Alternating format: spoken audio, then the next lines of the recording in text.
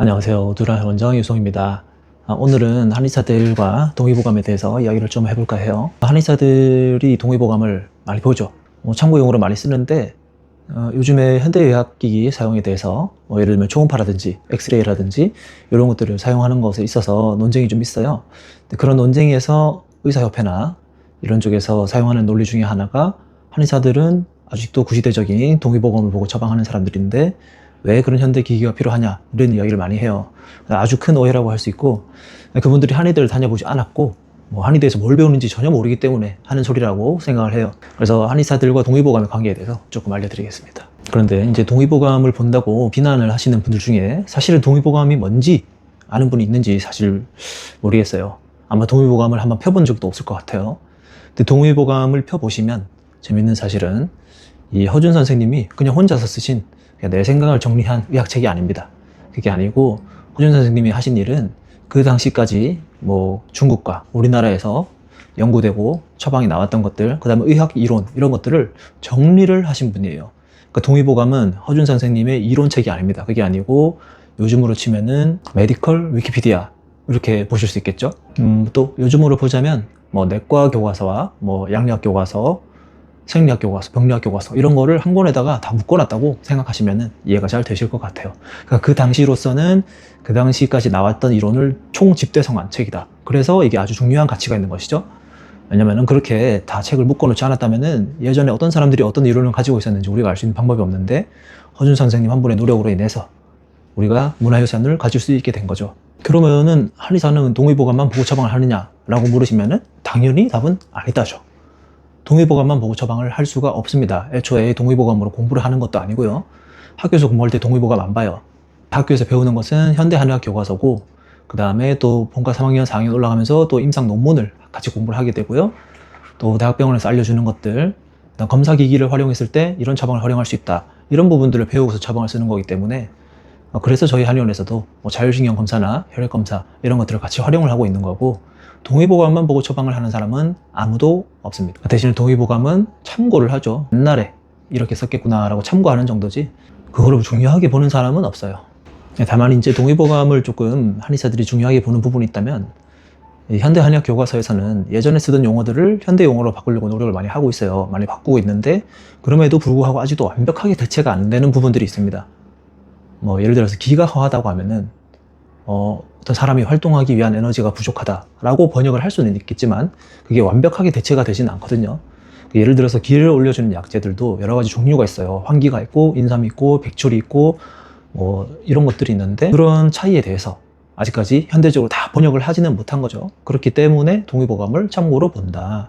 그래서 동의보감이 어떻게 편집이 되어 있느냐에 대해서 조금만 얘기를 해드리면, 현대적으로 불면증이 있다 그러면 사람들은 일단 정신건강의학과라든지 이런 곳에 가서 수면제를 처방받을 생각을 먼저 하시잖아요.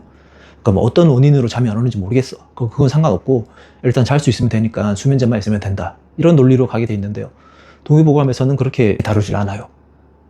실제로 본문을 읽어보면 동의보감에서 수면에 대한 이야기를 하는 부분은 내경편에 몽문에 있거든요. 이렇게 몽이라고 하는 건 꿈몽자죠. 그러니까 수면문이 아니고 몽문이라고 돼 있는데 거기에 용약법이라는 파트가 또 따로 있습니다. 그러니까 잠이 자는 것에 있어서 문제가 생기면은 약을 어떻게 쓰는 것인가, 그 방법을 이야기를 하는데요. 첫 번째로 허해서 꿈을 많이 꿀 때는 인삼과 용구를 쓴다라고 돼 있고요. 두 번째로 담이 허해서 불면이 있으면 한증이니까 이렇게 약을 써라. 세 번째로 담이 실해서 열이 있으면 이렇게 약을 써라. 마지막에는 또 어떤 구체적인 사례도, 케이스 스터디라고 할 수 있는 그런 사례도 나오는데요. 마지막에 뭐라고 나오냐면 두려움으로 병을 얻었고 음식을 먹어도 맛을 알지 못한다라고 하거든요. 그리고 이런 사람에 대해서 약을 어떻게 써라. 특히 이제 황백과 현삼이 중요하다 이렇게 말을 하고 있는데요. 이렇게 잠이 안 오는 것에 대해서 몸이 허한 건지 담이 허한 건지 담이 실한 건지, 그러니까 열증인지 한증인지도 나누고, 또는 두려움이 생겨서 잠이 안 오는 것인지 이런 것까지 구분해서 약을 쓴 것이 옛날 조상님들이 한의학을 이용하는 방법이었던 거예요. 그러니까 양의사와 한의사가 병을 바라보고 치료를 하는 방식이 완전히 달라지는 겁니다. 저희는 불면증으로 왔다고 해서 불면증에는 이 처방 이렇게 쓰질 않아요. 원래 한의학이라는 게 그렇게 돼 있지가 않고요.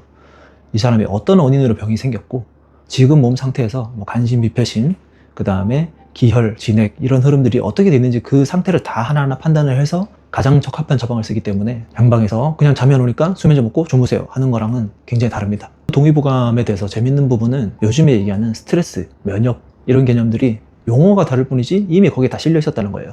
그러니까 칠정이라는 개념이 나오는데요. 칠정상이라는 게 무엇이냐? 그러니까 칠정이 상했다. 칠정은 감정을 말하거든요. 칠정이 상했다는 것은 어떤 감정이 상했다는 거기 때문에 스트레스 받은 거죠. 스트레스 받아서 생기는 병에 대해서 어떻게 대처를 하는가, 그런 부분이 잘 나와 있고요. 또 기혈이라는 거는 기본적으로 면역이죠. 기가 하하고 혈이 하하다.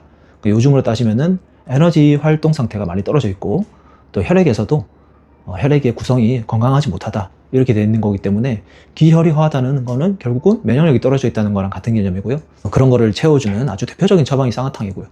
어쨌든 표현만 다를 뿐 조상님들이 사람의 몸을 다루는 데 있어서 부족한 면이 그렇게 많지는 않았다. 단지 그때는 검사 기계가 없었고 어떤 바이러스나 세균 이런 거에 대한 개념이 없었다 뿐이지 사람을 치료하는 것에 있어서 굉장히 많은 고찰이 있었다, 그리고 효과가 있었다, 이렇게 정리할 수 있겠습니다. 그래서 이제 동의보감을 본다는 게, 정리를 하자면은 우리가 현대적으로 한의학을 배웠고 또 검사 기기를 활용하고 또 임상 치료 사례들을 통해서 침을 놓고 약을 쓰지만 옛날에는 이렇게 했었구나 라고 참고하는 수준이다 라고 이해하시면 되겠습니다. 제가 중간에 말씀드렸다시피 잠이 안 온다고 해서 그냥 바로 수면제 쓰는 게 아니라, 이 사람은 왜 잠이 안 올까?